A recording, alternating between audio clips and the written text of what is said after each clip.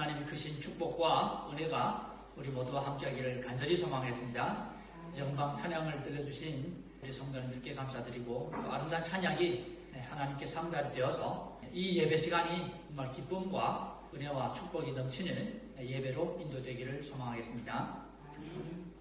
오늘은 350일 성경 통독 강해 제9일째 되는 날이에요. 그래서 이어서 창세기 22장에 있는 내용으로 함께 은혜를 나누는 시간을 갖도록 하겠습니다. 오늘 들을 말씀의 주제는 아버지와 아들의 영원한 사랑, 부제로는 사랑의 시험, 이런 주제로 말씀을 드리겠습니다.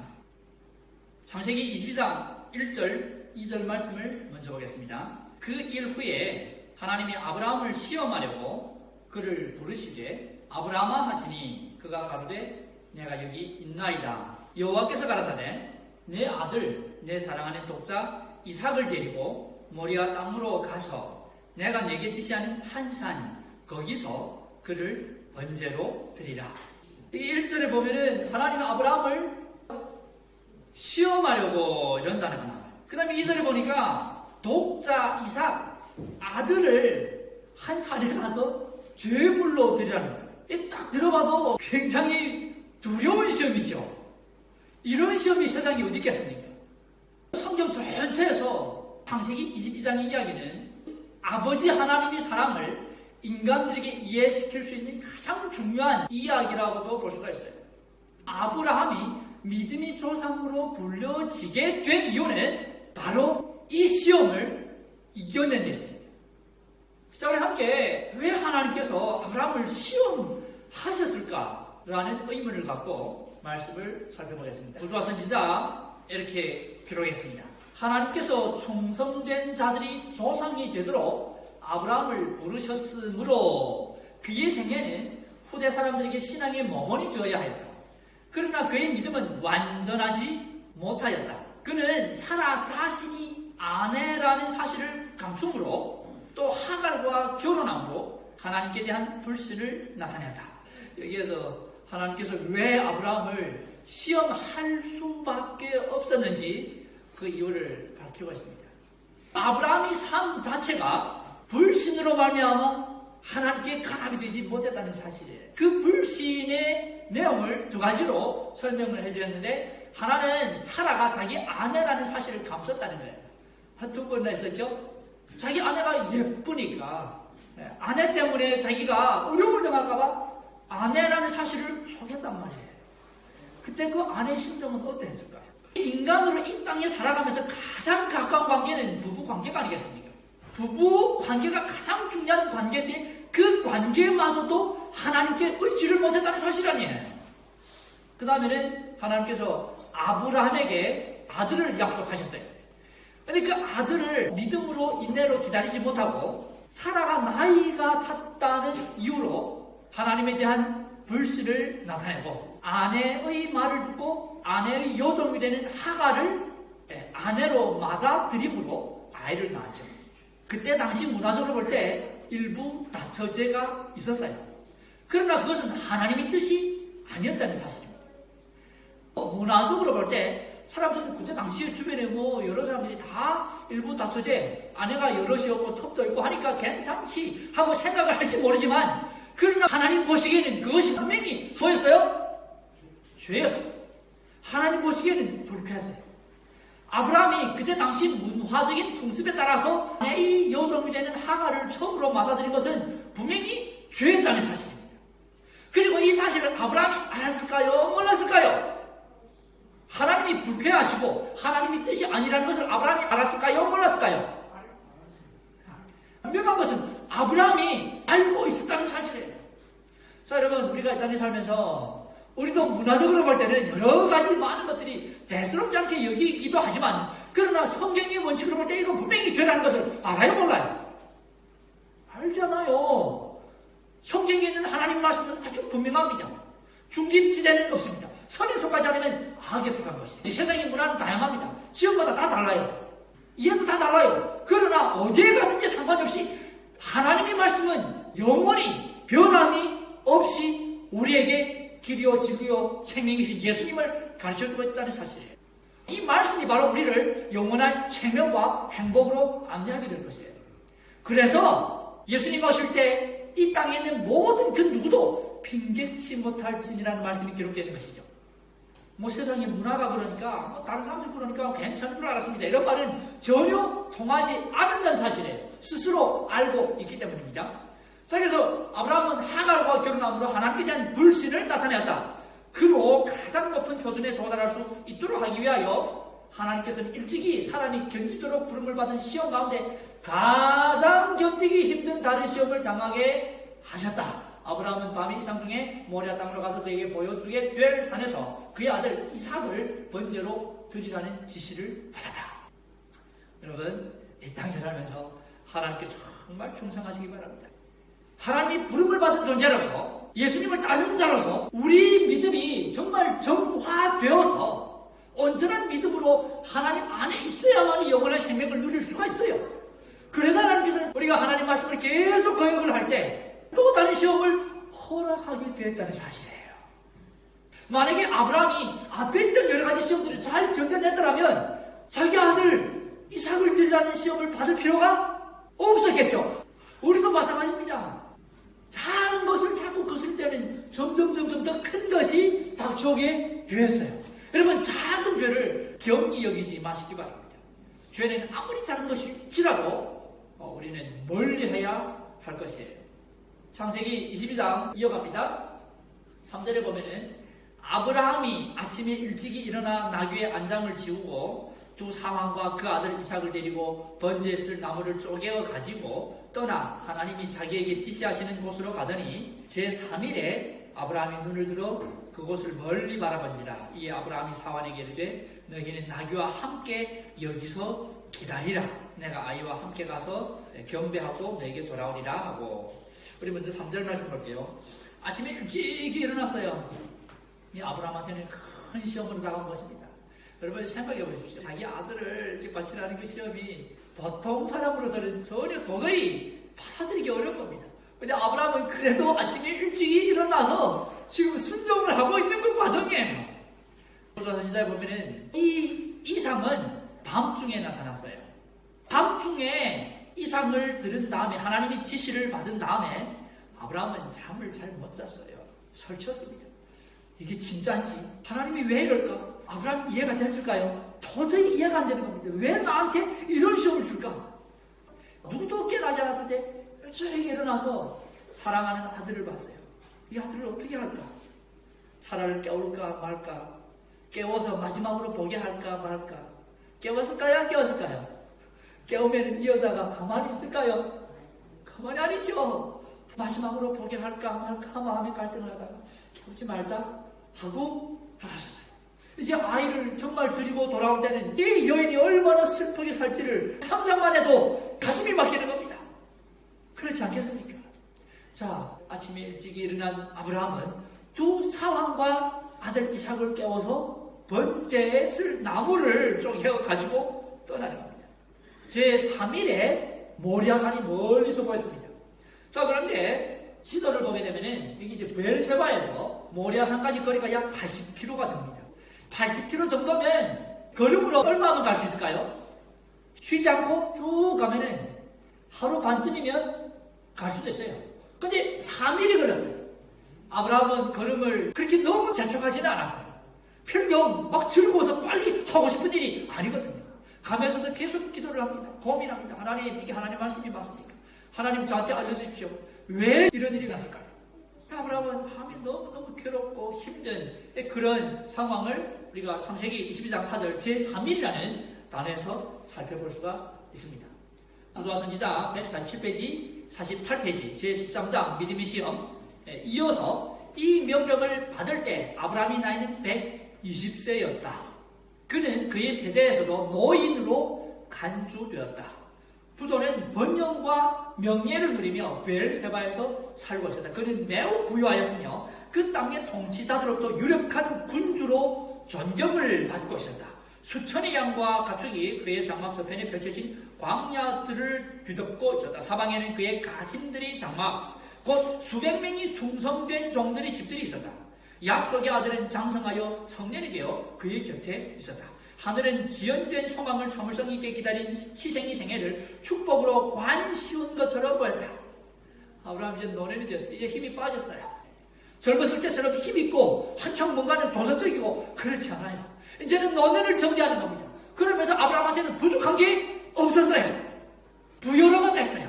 엄청나게 재산이 많았고 뿐만 아니라 수백 명의 종들이 있었어요. 그리고 주변에 있는 사람들로부터 하나님이 사람으로 알려졌기 때문에 유력한 군주로 존경을 받고 있었어요. 부족한 게 전혀 없는 그런 상황 속입니다. 그런 상황 속에서 시험이 온 겁니다.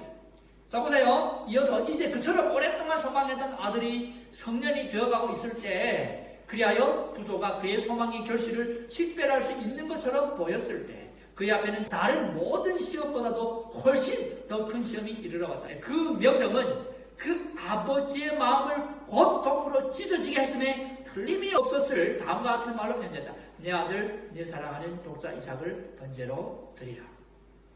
이삭은 그의 가정의 빛이요 그의 노령이 위로요 다른 모든 것보다도 약속된 축복의 후사였다.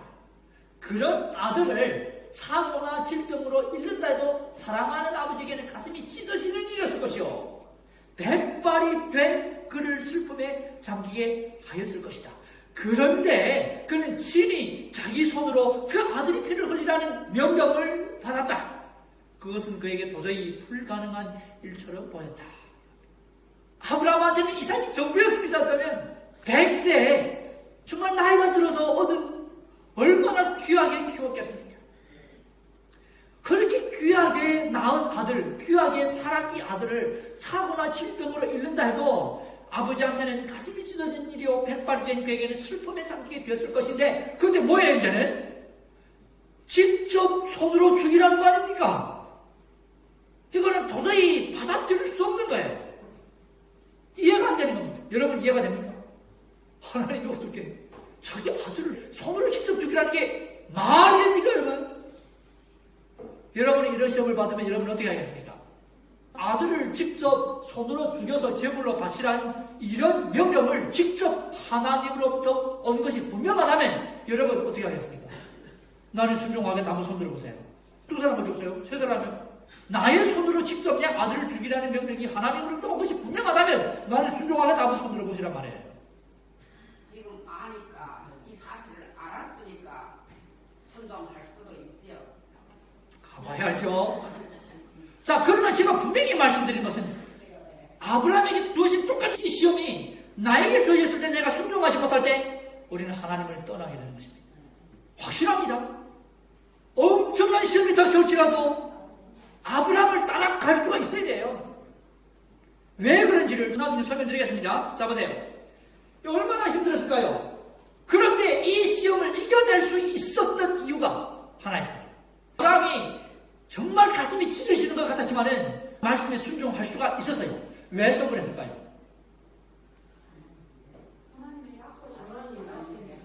무슨 약속? 번성시키겠다. 하나님이 번성시키겠다는 약속. 죽은 다음에 무슨 번성 어떻게 합니까? 자 봐요. 말씀 보겠습니다. 창세기 22장 5절입니다. 이에 아브라함이 사환에게 이르되 너희는 나귀와 함께 여기서 기다리라. 내가 아이와 저기 가서 경배하고 너희에게로 돌아오리라 하고 했죠. 그래서 여기서 우리말로 보면은 설명이 잘 되지 않을 수도 있지만 그러나 원어 히브리어로 보게 되면은 내가 아이와 함께 저기 가서 경배하고 함께 돌아오리라 하고 기록하고 있어요. 그래서 아브라함의 믿음은 내가 가서 아이를 죽이더라도 뭐예요? 하나님이 사랑이시기 때문에 이 아이를 데리고 반드시 돌아올 것이라는 겁니다. 아주 중요한 믿음이에요. 이 믿음이 없을 때 우리는 말씀에 순종할 수가 없어요. 성경 봅니다. 말씀으로 이해할게요. 히브리서 11장 17절 말씀입니다. 아브라함은 시험을 받을 때 믿음으로 이삭을 드렸으니 저는 약속을 받은 자로 돼 그 독생자를 드렸느니라. 저에게 이미 말씀하시기를 내 자손이라 칭할 자는 이삭으로 말미암으리라 하셨으니 저가 하나님이 능히 죽은 자 가운데서 다시 살리실 줄로 생각한지라 얘기했어요. 아브라함의 믿음은 여기 있었어요. 자, 계속해 말씀 볼게요. 로마서 4장 12절입니다. 기록된 바 내가 너를 많은 민족의 조상으로 세웠다 하신 것 같으니 그의 믿음 바 하나님은 죽은 자를 살리시며 없는 것을 있는 것 같이 부르시는 이신이라 하셨어요. 하나님은 어떠시며 죽은 자를 살리시며 하셨어요. 여러분 죽은 자를 살리시는 하나님을 믿으십니까? 여러분 부활을 믿으십니까? 그게 믿음이에요. 아브라함이 이 사건을 통해서 죽은 자를 살리시는 하나님에 대한 믿음이 증거됐다는 사실입니다. 부활에 대한 믿음이 없이는 우리 모든 믿음 생활이 수포로 돌아가게 되었습니다. 여러분 하나님이 내 자신을 얼마든지 부활시킬 수 있다는 능력을 믿게 되기를 간절히 소망합니다. 그럴 때 우리는 모든 시험을 견뎌낼 수 있는 믿음을 가지게 된다는 사실이에요. 자, 계속해서 보겠습니다. 창세기 23장 6절입니다. 아브라함이 이에 번제 나무를 취하여 그 아들 이삭에게 지우고 자기는 불과 칼을 손에 들고 두 사람이 동행하더니 이삭이 가로되 나무는 이거니와 번제할 어린 양은 어디 있나이까? 아브라함이 가로되 아들아 번제할 어린 양은 하나님이 자기를 위하여 친히 준비하시리라 하고 두 사람이 함께 나아가서 번제할 어린 양이라는 단어가 나오죠.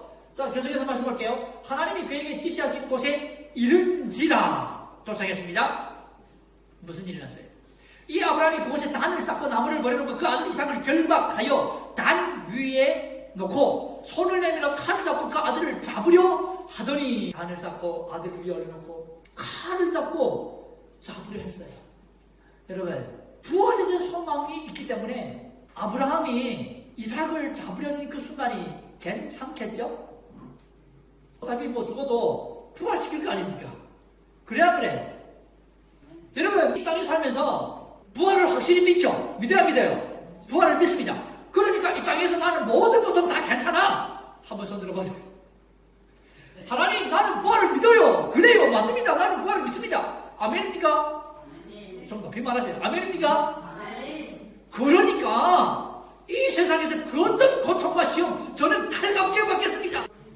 괜찮습니다. 그렇게 생각하는 분 있어요?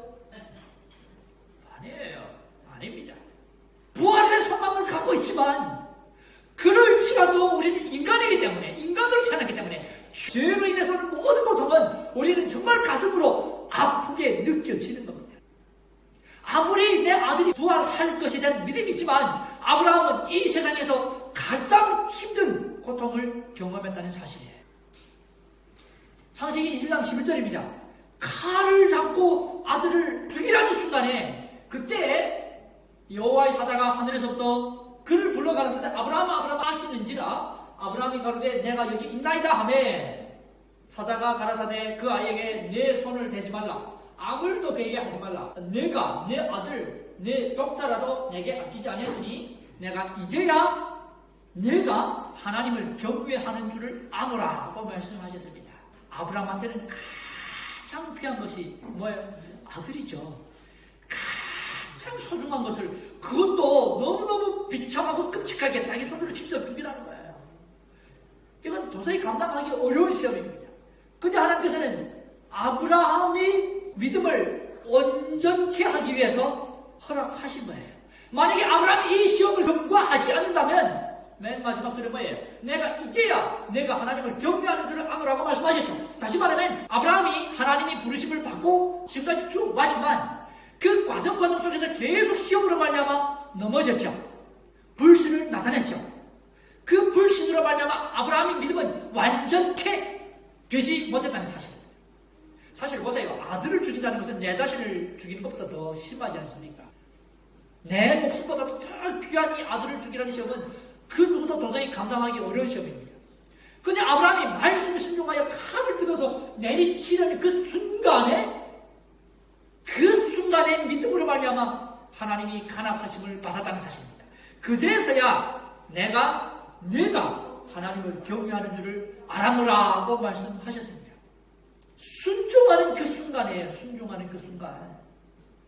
여러분은 우리 믿음이 하나님께 간합이 되었다고 생각하십니까? 우리 일상생활 속에서 우리 믿음이 얼마만큼 하나님께 간합이 되었던 것 같아요. 하나님께서 지금 당장 우리 보고 내 아들 바치라 말씀하지 않으셨죠? 그죠? 어쩌면 그냥 선악과를 따먹지 말라고 말씀한 것과 같아요. 여러분, 그래야 하면 안식을 지키는 게 어려워요. 하나님 주신 여러 가지 계명들 많죠? 하나님 말씀에 순종하는 게 어려워요. 얼마나 어려워요? 아들을 드리는 것보다 어려워요. 여러분, 우리 믿음이 아들을 드리는 아브라함의 시험을 경과해야만이 우리 믿음이 온전히 된다는 사실이에요. 하나님 우리에게 너무나 많은 것을 주셨어요. 혹시라도 아브라함의 시험이 나에게 닥쳐온다면 그럼에도 불구하고 내가 하나님을 쫓겠다는 믿음을 가졌을 때 그 믿음이 삶에서 순종으로 다가올 때 우리 믿음은 점검을 받게 된다는 사실이에요.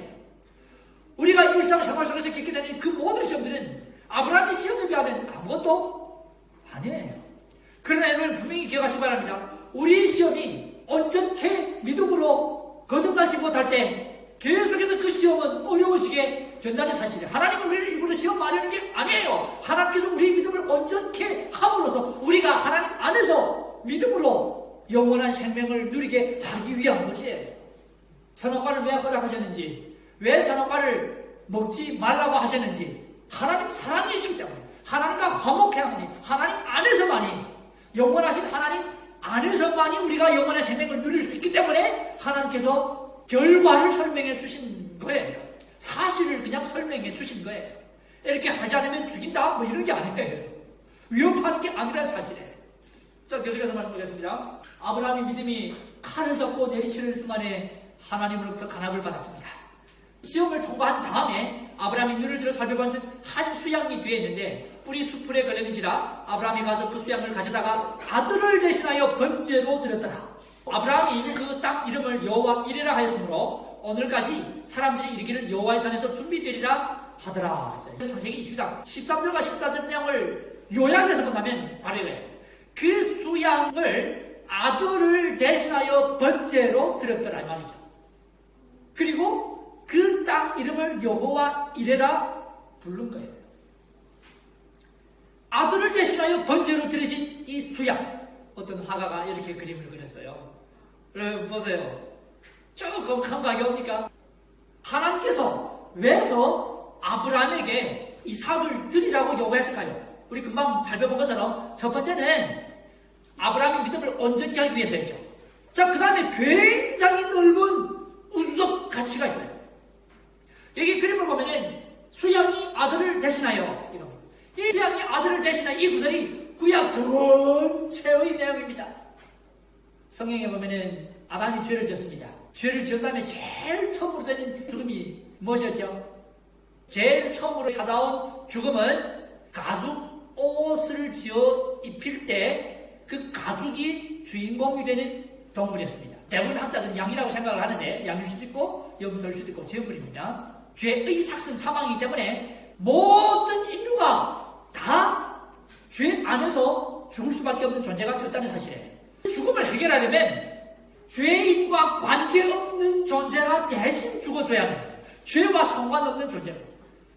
하나님께서는 정지하시기 때문에 지구를 창조하시기 전에 이미 하늘에서 시작된 죄가 이 땅에 내려와서 인간들이 죄를 지을 것을 아셨어요. 사랑의 하나님께서는 죄를 해결할 방법을 하늘에서 미리 마련하신 겁니다. 그 방법은 아들 되시는 예수님께서 우리 인간들이 제물로 대신 돌아가는 것이었어요. 이 그림을 보게 되면은 저 위에 이제 십자가 모습을 그려 놓았어요. 양이 대신한 아들은 누구예요? 예수님이에요. 요한복음 3장 10절 함께 읽도록 하겠습니다. 시작. 하나님이 세상을 이처럼 사랑하사 독생자를 주셨으니 이는 저를 믿는 자마다 멸망치 않고 영생을 얻게 하려 하심이니라. 여러분, 아브라함 이삭을 드린 이 사건에서 이삭은 예수님을 상징하는 것입니다. 구약에서 나오는 모든 제사 제도에서 제물은 바로 이 아들을 대신한 거예요. 그래서 구약에서 제물이 아무리 죽어봤자 인간이 죄를 사할 수가 없는 것이에요. 그 제물은 그림자였어요. 앞으로 예수님께서 인간이 제물로 이 땅에 오실 것을 제사 제도를 통해서 미리 보여주신 것이에요. 하나님께서는 아브라함이 이삭을 드린 사건을 통해서 아브라함뿐만 아니라 온 인류에게 교훈을 주셨다는 사실. 이삭을 제물로 드리라는 이 산 이름이 뭐예요? 모리아산이죠.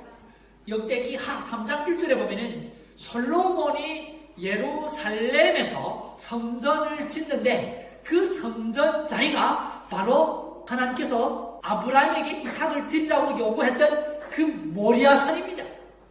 그 성전에서 나오는 모든 제사장미는 바로 예수님의 십자가를 상징하는 것이죠. 자, 여기에서 아브라함의 믿음뿐만 아니라 굉장히 중요한 게 하나 있습니다. 그것은 바로 이삭의 순종입니다. 이때 당시 아브라함이 나이가 몇 살이었죠? 120세였어요. 그럼 이삭은 몇 살이에요? 20살이에요. 20살이면 다 컸어요. 이삭이 만약에 반항을 한다면 아브라함이 어쩔 수 없어요. 왜냐하면 아브라함은 이미 노년입니다. 이제 힘이 다 빠져가는 그런 상황이에요. 이삭이 정말 결사적으로 도망을 치려 했다면 하나님께서 계획하신 아브라함에 대한 시험은 성사될 수가 없다는 사실입니다. 그런데 부도와 선지자 보게 되면 이삭은 아브라함의 이야기를 다 들었어요. 처음에 물어봤잖아요. 아버지, 번제할 양이 어디 있습니까? 하고 질문했잖아요. 아브라함이 번제할 양은 하나님이 친히 준비하시리라 고 말씀해 주셨어요. 그런데 가서 진짜 양이 있는가 드리면 사변이가 있어요, 없어요? 없는 거예요. 그 다음에 아버지를 보니까 아버지 얼굴이 자꾸 굳어져 가고 있어요. 이삭은 눈치를 살짝 채는 것이죠. 아버지, 양이 어디 있습니까? 아버지는 계속 기다립니다. 그만두라는 하나님 말씀 아브라함은 계속 기다렸을 거예요. 그러나 기다리고 도저히 지연시킬 수 없었을 즈음에 아브라함이 드디어 마음을 정합니다. 마음을 정하고 이삭에게 떨리는 목소리로 얘기를 합니다. 이삭아, 사실은 하나님께서 나놓고 너를 죽이라고 했다. 이 얘기를 하는 겁니다. 그 말을 할 때 아브라함은 얼마나 떨렸겠어요. 이삭이 어떤 반응을 보일지 아브라함이 얼마나 염려가 되었겠어요. 이삭은 깜짝 놀랐어요. 아브라함도 너무 두려웠어요. 그런데 예상외로 이삭의 마음은 바로 진정되기 시작했다는 사실이에요. 이삭은 어릴 때부터 순종의 훈련을 받아왔습니다. 그래서 이삭은 지금까지 자라오면서 정말 아버지 말씀에 철저히 순종을 해왔습니다. 뿐만 아니라 하나님에 대한 경외심을 가졌고 하나님의 사랑에 대한 이해를 가졌습니다. 그래서 이삭은 부들부들 떠는 아버지의 손을 잡고 오히려 아버지를 위로하고 아버지께서 자신을 묵도록 손을 내어 주었다는 사실입니다. 여러분 너무나 놀랍지 않습니까? 이삭이 오히려 아버지를 위로하고 아버지한테 자기 자신을 맡기고 아버지 나는 준비가 되었습니다 하고 얘기를 하는 겁니다. 만약에 이삭이 경례가 없었더라면 아버지가 어떻게 하겠습니까? 모리아산에서 아브라함이 손을 내밀어 칼을 잡고 내리치는 그 순간은 아브라함과 이삭이 지금까지 인생에서 가장 완벽하게 하나가 되는 순간이었습니다. 아버지와 아들이 완전히 사랑으로 하나가 되는 순간이었어요. 아버지 믿음과 아들의 순종이 완벽하게 하나가 되어서 하나님 아버지 사랑을 보여주게 된다는 사실이에요. 하나님 아버지 사랑이 얼마나 중요한지, 그럼에도 불구하고 그와 동시에 아들 예수 그리스도의 우리를 위해 십자가의 사랑 똑같이 완벽하게 하나가 될 때 구속의 사역은 성취될 수 있다는 사실입니다. 부도와 선지자 이렇게 기록했습니다.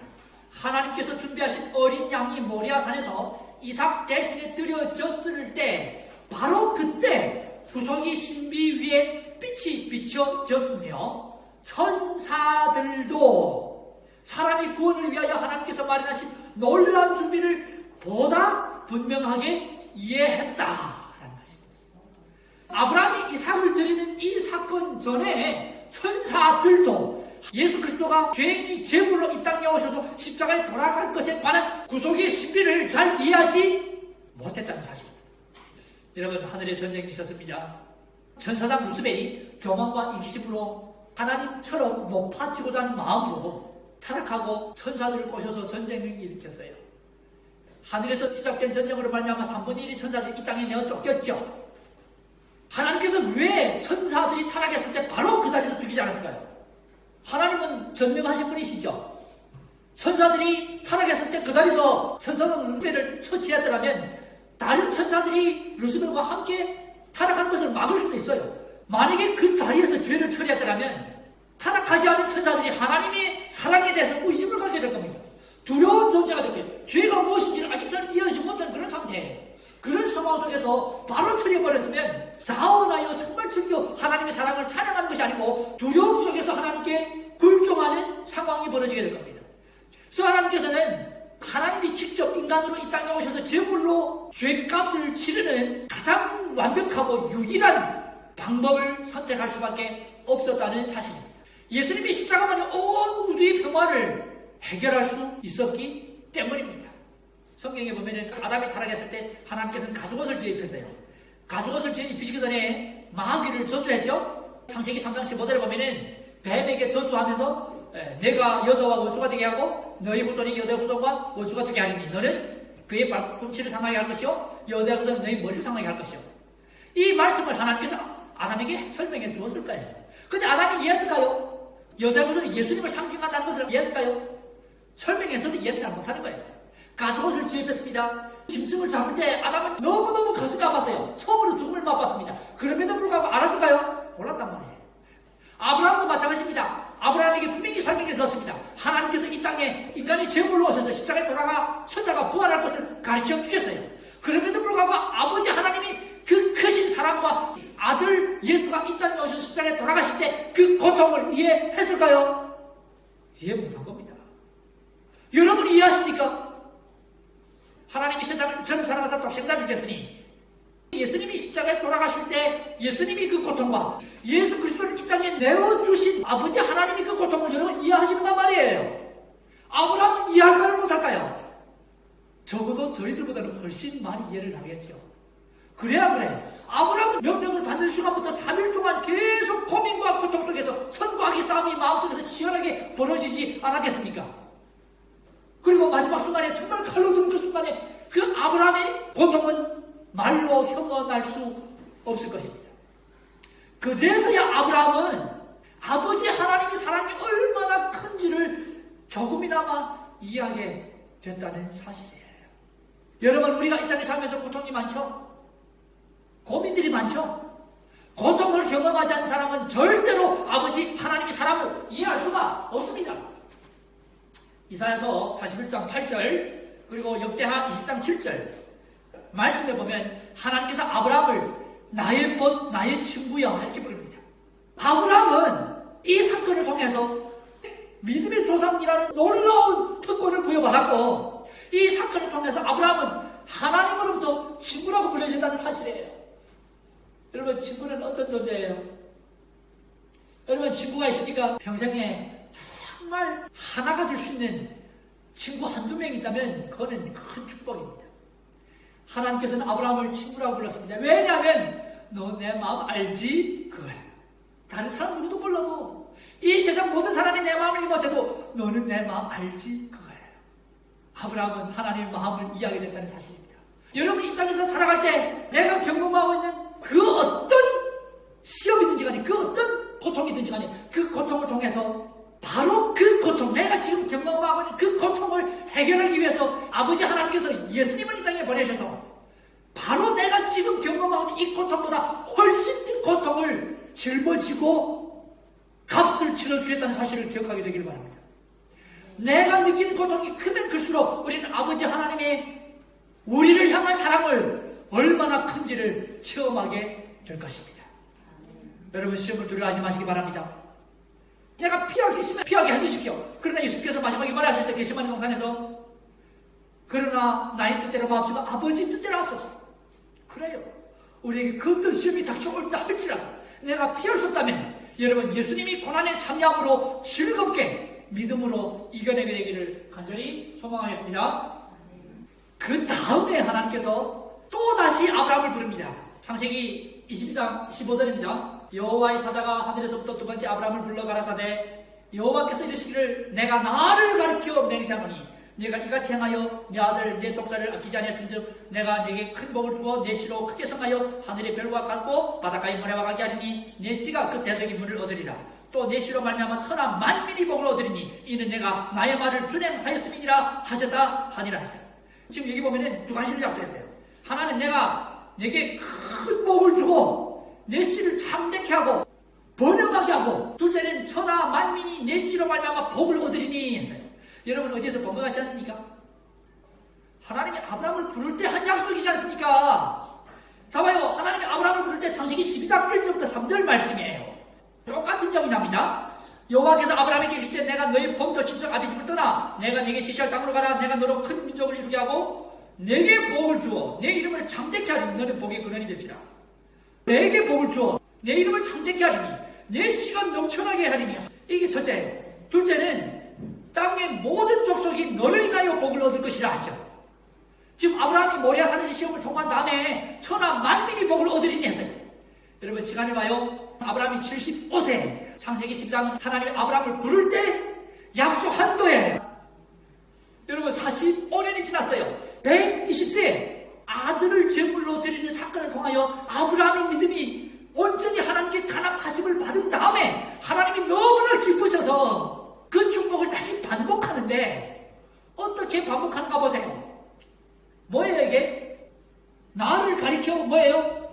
맹세하노니 했어요. 여러분 창세기 13에 부를 때는 약속하셨습니다. 근데 45년 만에 아브라함이 정말 그 온전한 믿음으로 하나님께 강압이 되었고 아버지 심정을 이해하게 되었을 때 하나님과 친구가 되었을 때 하나님께서 뭐라는가 하면 내가 내 이름을 가리켜 맹세하노니. 하나님이 왜 하나님이 이름을 가리켜 맹세합니까? 다른 거 가지고 맹세하면 안 돼요. 우리가 맹세할 때는 뭐 가지고 맹세합니까? 목숨을 갖고 맹세하면 이게 제일 큰 맹세죠. 그죠? 하나님보다 이 세상에 더 큰 게 없어요. 이 세상의 땅도 하늘도 모든 것은 피조물입니다. 하나님께서는 가장 큰 하나님 자신을 놓고 맹세하노니 내가 반드시 내게 축복을 해줄 것이다. 그 약속이 이루어졌죠? 이루어졌습니다. 아브라함이 시험을 경험한 다음에 하나님께서 아브라함에게 부르실 때 약속하셨고 하나님께서 다시 맹세하신 그 축복의 약속이 아브라함의 후손들의 삶을 통해서 온전히 이루어졌다는 사실이에요. 여러분 이 복을 받고 싶지 않으십니까? 여러분 이 땅에 살면서 하나님께서 아브라함에게 약속하신 그 축복을 여러분 받고 싶지 않으십니까? 받고 싶죠. 아브라함이 가졌던 믿음을 우리도 갖게 되기를 간절히 소망하겠습니다. 여러분 내 자신의 마음을 정말 잘 점검해 보시기 바랍니다. 이 시험은 아브라함을 넘어뜨려간 시험이 아니에요. 하나님께서 아브라함을 너무너무 사랑하시고 아브라함을 온전케 하기 위해서 사랑의 시험인 것입니다. 하나님께서 분명히 말씀하시기를 내가 너에게 감당치 못할 시험을 허락지 아니하시노니. 맞죠? 그 시험 당할 쯤에 반드시 피할 길을 열어주시겠다고 약속해 주셨습니다. 여러분 아브라함처럼 이 땅에서 온전히 하나님 말씀에 의지하고 부활이라는 소망을 갖고 모든 시험을 이겨내게 되기를 간절히 소망합니다. 시험을 이겨내므로 하나님께 영광이 되고 우리 삶 속에서 하나님이 약속하신 축복이 넘쳐나게 되기를 소망하며 말씀을 드리겠습니다. 함께 기도하겠습니다. 하늘에 계신 하나님 아버지, 저희들에게 생명을 주시고 은혜를 주시며 감사를 드립니다. 아브라함에게 허락하셨던 그 놀라운 시험이 인간으로는 도저히 감당치 어려웠지만 그러나 하나님이 참된 그 섭리를 저희들이 이해할 수 있도록 도와주시옵소서. 아브라함이 그 시험을 통하여 그제서야 온전히 아버지 사랑을 깨닫고 온 우리에 있는 천사들도 그제서야 아버지 하나님께서 예수 그리스도를 통하여 계획하신 그 놀라운 구속의 섭리를 보다 잘 이해할 수 있었던 것처럼 하나님 저희들도 이 말씀을 통하여 아버지 하나님의 크신 사랑과 예수 그리스도의 놀라운 희생을 깊이 이해할 수 있도록 도와주시옵소서. 아버지 하나님과 아들 예수가 온전히 하나가 될 때 구원이 성취될 수 있었던 것처럼 저희들도 마음과 뜻을 당하여 말씀에 순종하며 기도로 하나님과 교통하면서 성령과 온전히 하나가 되어서 하나님께 영광이 되고 하나님이 약속하신 그 놀라운 축복들을 우리 삶 속에서 체험할 수 있도록 도와주시옵소서. 머리 숙인 자들이 이 땅에 살아갈 때 어떠한 어려움과 시험에 빠진다 할지라도 말씀에 의지하여 온전히 예수 그리스도의 십자가의 사랑과 믿음 안에서 승리하는 삶을 살 수 있도록 도와주시옵소서. 예수님 이름으로 간절히 기도합니다. 아멘. 우리 다 함께 일어나서 마치는 잠이 171장으로 하나님께 영광 돌리겠습니다.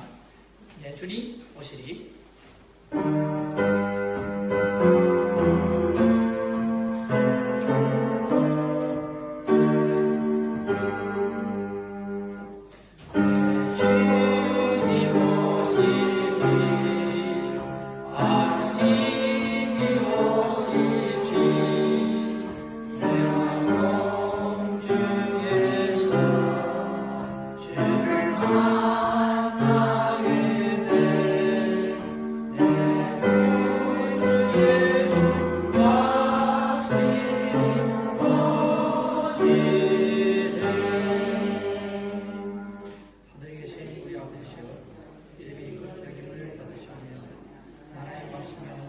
뜻이 하늘에서 이룬 것 같이 땅에서도 이루어지게 하시옵소서.